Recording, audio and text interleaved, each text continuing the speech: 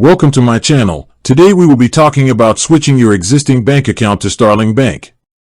Yes, you can absolutely switch your existing bank account to Starling Bank.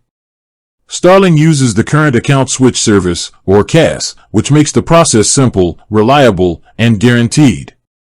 The CAS is a free service that ensures all your payments, including direct debits and standing orders, are automatically moved to your new Starling account within 7 working days.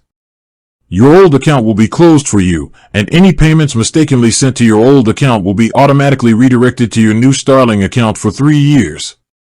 To start, you first need to open a Starling Bank account. You can do this easily through their mobile app. Once your new account is open and you're verified, you can initiate the switch within the app. You'll provide your old account details and choose a switch date. Starling will then handle the rest of the process, including contacting your old bank and moving all your details over. It's a straightforward process designed to be hassle-free. With that being said, thank you for watching. For more finance videos, kindly check my page. Please like, share, comment and subscribe to my channel. Thank you.